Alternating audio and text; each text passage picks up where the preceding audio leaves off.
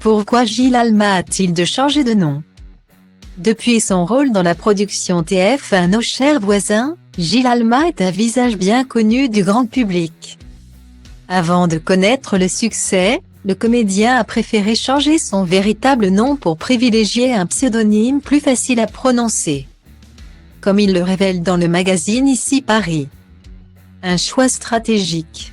D'abord sur les planches, Gilles Alma s'est progressivement fait une place sur le petit écran.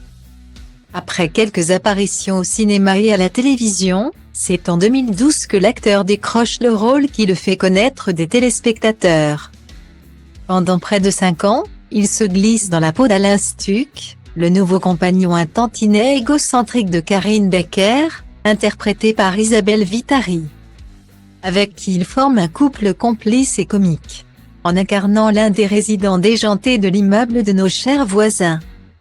Gilles Alma devient l'un des visages les plus connus du public de TF1, une popularité qui conduit le comédien à poursuivre son parcours télévisuel dans des productions France 2 comme L'Abîme ou César Wagner.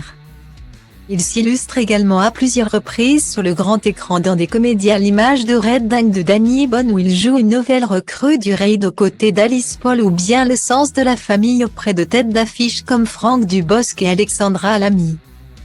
Si se faire un nom dans la comédie peut s'avérer compliqué, Gilles Alma semble avoir trouvé la recette du succès.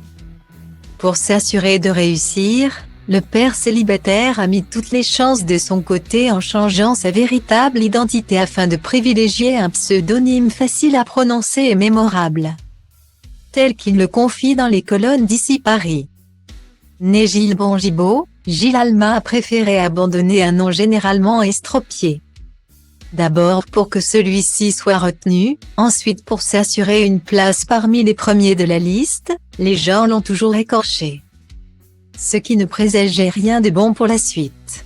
Bref, j'ai voulu un truc court commençant par un A, pour arriver le premier dans l'ordre alphabétique.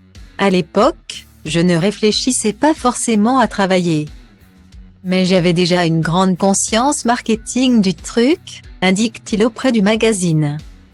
C'est par hasard qu'il trouve finalement son surnom plus ou moins inspiré d'une célèbre actrice française, et ça m'est surtout venu un jour où j'étais à la station de métro Alma Marceau. Je me suis dit, il y a Sophie Marceau, il y aura peut-être un jour Gilles Alma, conclut-il. Un heureux coup du destin.